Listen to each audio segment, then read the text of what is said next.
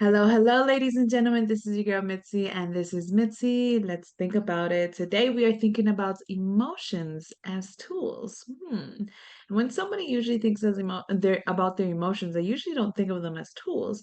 So, luckily for me, I have Ed as my special guest who's going to help us truly think about this topic in a different perspective. So, thank you so much, Ed, for coming on my show.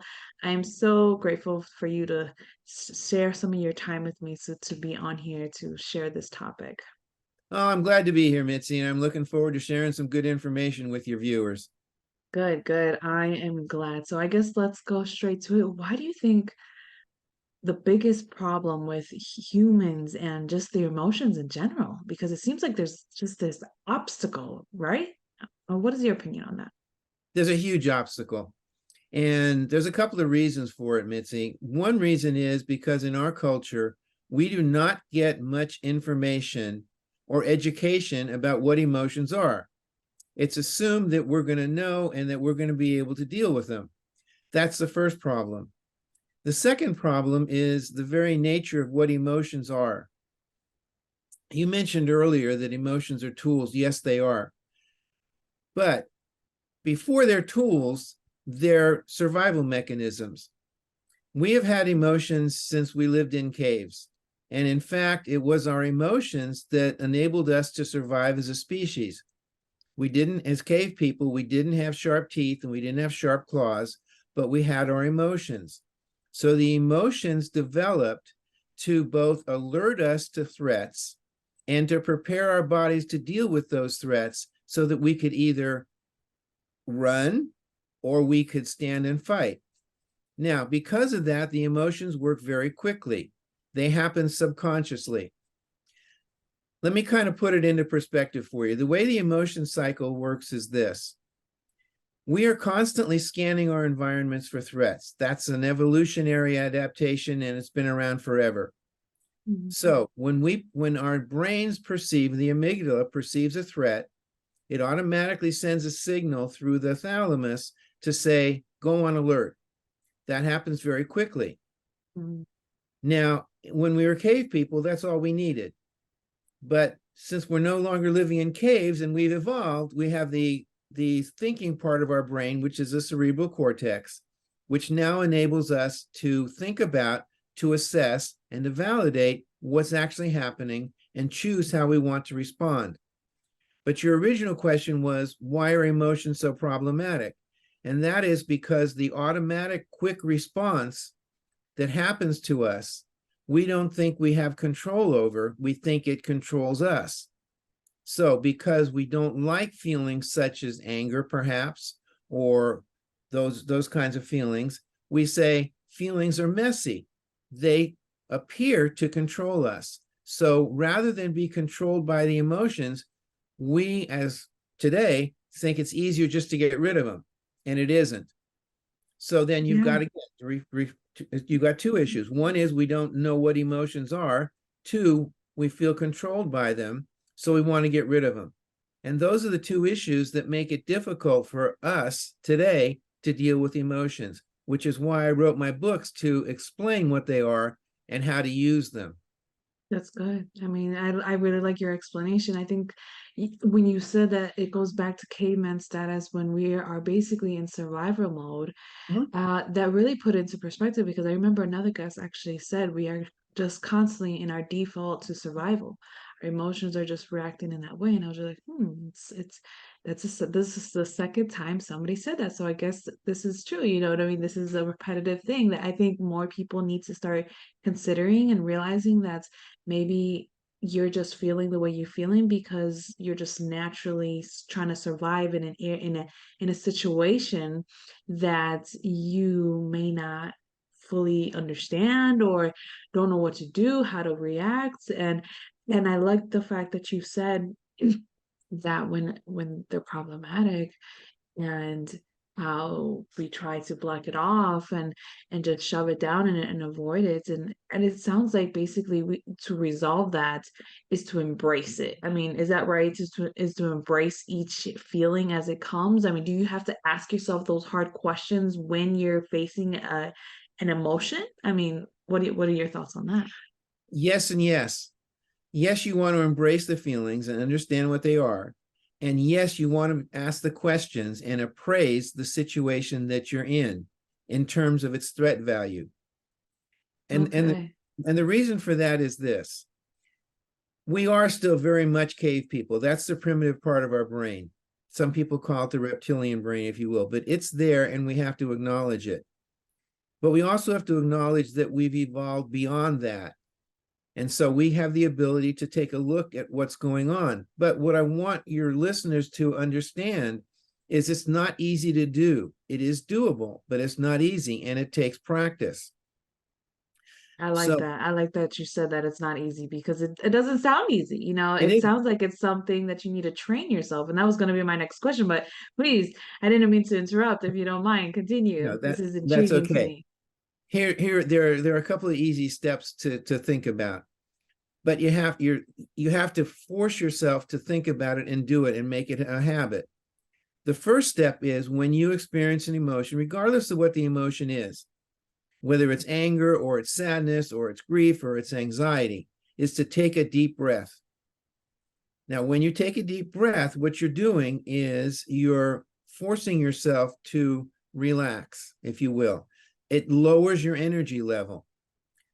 So, what that does is that creates some psychological space between you and what the threat is. So, you take a deep breath. Now, your listeners might say, wait a minute, if I'm happy, why do I want to take a deep breath? Yeah, it's a good question. You don't have to. But if you take a deep breath with every emotion, then when you get anxious, you'll think about taking a deep breath. Yeah, that's true. That's true. If you Uh-huh. do it in a constant every time, just naturally just remind yourself to just breathe in the moment. That is the best practice because it does kind of like center yourself. Because sometimes I catch myself doing that when my anxiety is rising. I'm like, no, Bitsy, breathe. Just catch yourself real quick because sometimes just that second of just breathing can make you realize like you're moving too much in your mind, because I feel like sometimes we do that, and I guess what is another way to handle that besides breathing, because sometimes breathing doesn't do it because I can breathe until I'm exasperating, but Exas- sometimes it doesn't work. So what is another good tip that can help? the second step is to take a step backwards, to, Ow. phys- to physically take a step backwards, if you will, from the situation. That Okay. when you're dealing with anger, that creates physical space. But when Okay. you're dealing with anxiety, it also says to you, okay, I'm moving back from the situation so that I now can gain some perspective on that situation. So you Mm, take a deep breath and you take a step back. By taking a step back, it's also alerting you, it's saying to your brain, hey, there's something going on here that I need to take a look at. And I'm backing away from it so that I gain perspective on it. mm-hmm. So That's you a take that's a that's a good point. So you take a deep breath, you take a step back, and then you ask yourself the question, what is the nature of the threat? Hmm, that's a good point. Mm-hmm. Because we're And back in survival mode. We're we going are, right back to that caveman status. Okay. we are. But now, then what you need to understand is what the information that emotion is giving you, because each emotion gives you a different piece of information. The message of anger, when you get angry, or when somebody gets angry at you, what that emotion is telling you is that you or they perceive a threat that you are ready to go to war over and eliminate. Anger prepares you for battle. So when you get angry, what you're saying is there's a threat there and I'm going to annihilate it. So my body's gearing up and I'm going to war. So if you understand that, we'll just take anger. You're getting angry, you take a deep breath, you take a step back and you ask, what is the nature of the threat? Because the threat might not be real. The threat might be that somebody has misunderstood what's happening to you. But Mhm. if the threat is indeed real, and you're being physically threatened or you're being psychologically threatened, you may have to choose what you're going to do. Are you going to attack, or are you going to run? Are you going to leave? But so that's anger. Now you talked about anxiety. The message of anxiety is there's a future-based threat. The threat is out there somewhere, and that threat may be harmful to me. Mm. So then you can ask, okay, how real is the threat? And what do I need to do about it? So if you take a look at anxiety, the reason why most people don't like anxiety is because they perceive anxiety as distress, DISTRESS, as opposed to eustress, EUSTRESS. And here's the difference. Distress says, I'm in deep yogurt. This is going to get me and I can't do anything about it. So I'm screwed. But eustress, which is what my students do, eustress says there's a test coming up and I'm worried about it. So what I'm going to do is I'm going to take action to eliminate the threat. I'm going to study. So that's how you use anxiety as a strategic tool to alert you to what you need to do about something that's coming up in the future. What I am I like that. anxious about? I'm anxious about a job interview. I'm anxious about a test coming up. I'm anxious about calling this person up I've not really met before and asking her out on a date, whatever it happens to be. So if you understand the threat that your anxiety is alerting you to, now you can choose how you want to approach it and what you want Yeah. to do about it. I like that. I like that very much. I think you put it in a great perspective Hmm? where it's easily understood. I think once you put it in that difference between the e-stress Eustress. Huh? and the eustress, I was like, huh, eustress. And then you said you turn it to make it useful. And I was just like, that is interesting. Because sometimes we do that when we are able to catch ourselves. We're able to realize, like, you know what? This is a stressful moment. I got to prepare for it. So then we prepare for that event. Like the Thanksgiving's coming up, and the Yeah, holidays, and things like that. So, those are always you stresses, but we also are able to help those anxious moments before it comes. So that's a very good point. exactly. I'm very glad that you are on my show and sharing this with me. Yep. Goodness gracious. I'm glad to be here. So if you think about it now, so you experience an emotion, whatever it is, like anxiety. Let's talk about that since we're here. You take a deep breath. You take a step back from the situation. You ask yourself, what's the nature of the threat? What am I looking at that I'm being anxious about? Not that's making me anxious, because the situation doesn't make you anxious, Mhm. but you're reacting to it. You're reacting to it with anxiety. So what's the nature of the threat? Well, I've got this coming up. I've got Thanksgiving coming up. Okay, what do I want? What do I need to do about that event that's coming up so that I can deal with it? And then you make your list or do whatever you're doing. Or you might say, for example, Thanksgiving's coming up. I'm all prepared for it. The family's coming in, everybody's bringing food. There really is nothing to be anxious about. And then you let it go. I'll give you an example. Years ago, when I was still working, I'm retired now, I was going from my office to the university where I teach. And my stomach was churning. And for me, I know that that's physically telling me that I'm anxious. And that it's also important for you to know how your body alerts you to the specific emotion that you're feeling. Anger, you might feel heat, you might feel energized. But for me, anxiety is my stomach churning. So I'm driving to my class and I'm feeling anxious. And so I'm saying, I took a deep breath. I couldn't step back because I was behind the wheel. That was eliminated. But I could ask the questions. So I said, what's the threat? And I went over in my head. I've prepared my notes. I'm ready for the lecture. Everything's okay at the office. Everything was fine. So I decided to just ignore the anxiety. Now, I'm not ignoring the emotion because I've already validated it. But in this Mhm. case, I'm saying, who knows? Maybe it's gas, whatever it was, I don't know. Right. Now, but what I could have done, and what many people would have said, I can't figure out what's wrong. I'm in deep yogurt here. So because I can't figure it out, Something's going to get me down the road. And that would have been anxiety is distress. And I would Yes. have gone into a whole spiral behind it, and I'd have been screwed. Yeah. That's And true. so that's an example of how you look at the emotion and validate the situation and ask what's going on.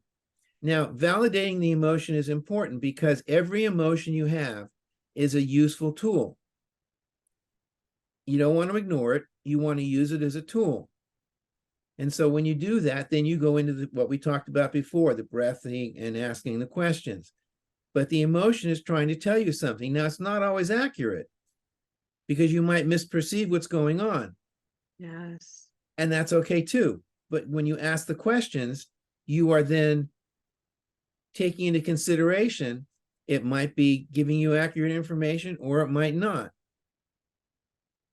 That's true. It sounds like when you take a deep breath, you take a Mhm. step back, you have to basically rationalize the situation in hand, the situation that you are feeling, a type of emotion that maybe you are not wanting or uncomfortable with or uncertain. But once you rationalize, then it really gives you a certain perspective to really step into the situation in a better perspective, because I feel that sometimes we have to do that more so when we are getting really angry. We have to rationalize it. It's really like, is it really me, or is it that person? Do I really need a forgiveness? Do I really need all this? Like, am I making a big deal? Is it spilt milk? You know what I mean? Like sometimes we really have to think about that in a good way. And then when you say that's when you start using your emotions as tools and knowing and understanding your body, because like you said, when you feel that anxiety, you felt it in your stomach, that bubbly feeling. And for me, when I start to feel embarrassed, I get really hot, like, and then I start to get anxious and I get really hot, and it just boils my temperature. So right there, I was just like, yeah, that's true, because I've been recognizing that more. I've been trying to step into my emotions when I'm feeling it versus trying to reject it. So when I'm stepping into it, I'm starting to realize, like, this is what I'm feeling. It's okay. And then I start to rationalize and I start to calm down and I start to realize, like, I'm living more in my mind and I'm making it harder when I Mhm. face reality, and I think a lot of people do that. We have this imagination in our mind of life and how it's going to be, and we make it so fantastic or dramatic that when reality hits, it's either a disappointment or it's unbearable to deal with because it doesn't match what our mind is displaying. So I feel like there's a lot of myth when it comes to emotions, and what would be a myth that you've heard on your end? Yeah, there are a number of myths. One is that emotions are somehow bad. They're not. And that comes about because some emotions don't feel good. Anger sometimes doesn't feel good. Anxiety doesn't feel good. Sadness may not feel good, but it's important. The message of Hmm. sadness, by the way, is I've experienced some loss and I need to step back and let myself recover from that loss. So one myth is that emotions are somehow bad. Another myth is that emotions control us. And as I explained earlier, Yeah, that's true. in the first part of the emotion cycle, where the emotion does alert us and prepare us, yes, the emotions are controlling us. But after that, no. After that, we now can use the emotions. So somehow the myths are that emotions like anger are bad. They're not. The emotions control us. That's a myth as well. And so those two myths that come about, and they come about because of a lack of misunderstanding. And since I've mentioned emotion management, let me kind of put that into perspective too. Please. When we talk about managing our emotions, what management it's an attempt to lower our arousal level. So when we experience emotion and we take a step back and a deep breath, we are managing the emotion. We are then taking an effort to prevent ourselves from acting out on that emotion. That's emotion management. The problem with management is most treatment groups and things that are written about emotions stop there. I go beyond that because I say, yes, manage your emotion and control your arousal, but then you need to go into emotion mastery. And you master an emotion when you use it as a source of information, which is what we talked about, Yeah. and give that information to help you decide what you want to do about the situation in which you find yourself. That's mastering the emotion as a strategic tool. Strategic being, how does what I choose to do fit the situation that I'm in? Hmm. So I suggest to people that you go beyond management. Yes, you control the arousal level, but then you want to go to mastering the emotion. Yeah. I see. And, I see. and you mentioned something else that I wanted to comment on. You said that when you get embarrassed, sometimes you say to yourself, what is it, something that maybe I've done? Have I been wrong? And those are good questions. But you also want to ask, is there something in the situation that I need to be concerned about? Not only what you've done, embarrassment says you've done something wrong. So when in that situation with that emotion, asking yourself what you've done is very good. But if you're angry, asking yourself perhaps you've done something wrong may not be the place where you want to start. And see, the other thing that you need to be aware of in our culture, there are display rules in our culture about which emotions can be displayed that are accepted. For men, it's acceptable for a man to be angry. In our culture, it's not acceptable for a woman to be angry because when you as a woman get angry, you get labeled Hmm. all kinds of negative labels. Hmm. And so if you're aware of that, then you may be tempted to say, well, it's not appropriate for me to get angry. And because I can't get angry as a woman, I just have to deny the anger. And I'm Yeah. saying, you don't want to do that. Years ago, I went into a LinkedIn forum for women and I identified myself as a man. And I said, I'm really curious, what happens to you when you as a woman express anger? 2,000 responses basically said, nope, I can't do it because I get put down, I get labeled, yada, yada, yada. And my response then was that, okay, you need to strategically use your anger. And here's how you do that. You may not be able to express your anger directly, but you can use your anger, which is telling you there's a threat, and you may have to go about it indirectly.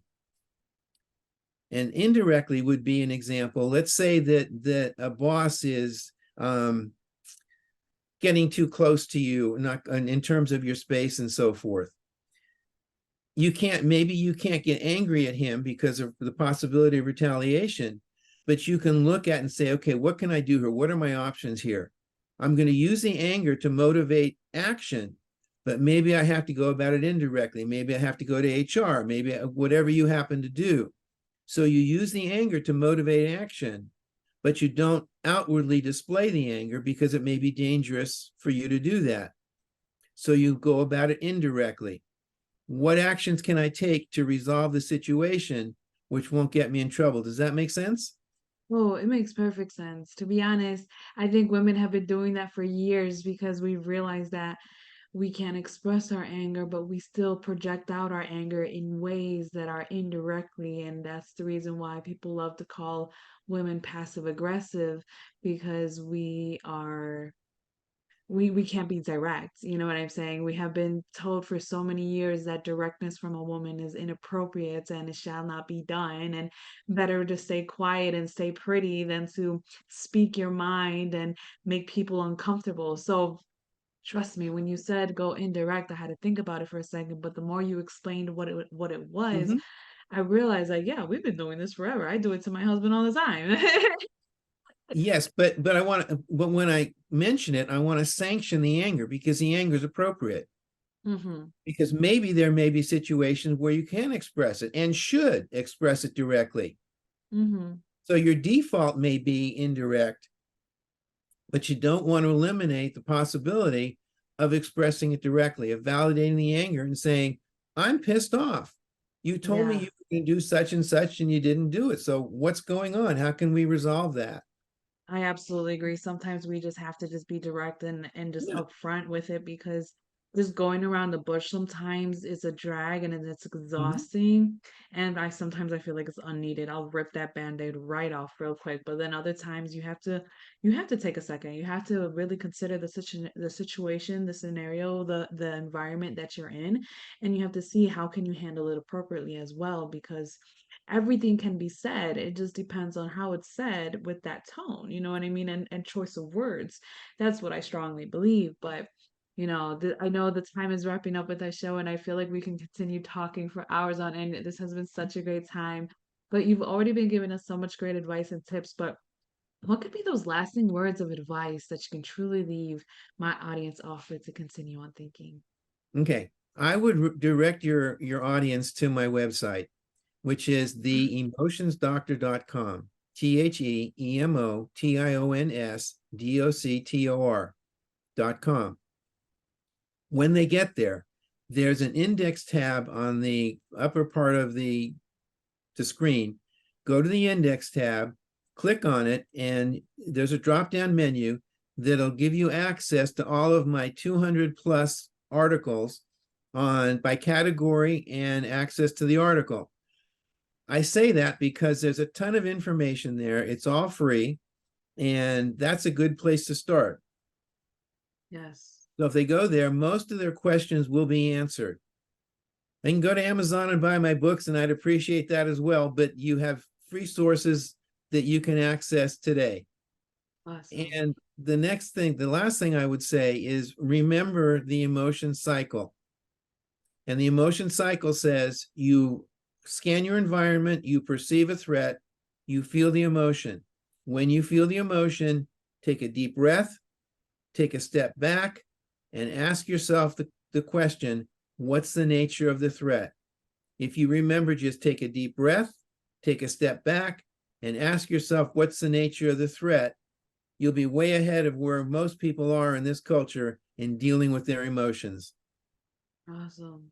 Great words of wisdom. Thank you so much, Ed. I really appreciate your time coming on my show. And yes, ladies and gentlemen, if you want to know more about Ed, I do have his website in my website. Just click under his lovely photo, just right there, just click it, and it goes directly there. He does have so much great content, like he was talking about the articles, so much great information. I was going through everything and oh my goodness, you are not going to be disappointed with what you're reading because it's free. Like you said, you got to take advantage of stuff that are free because at the end of the day, who does not like free, right? So there Exactly. you go. That's the show. Always, always keep thinking, y'all. Bye.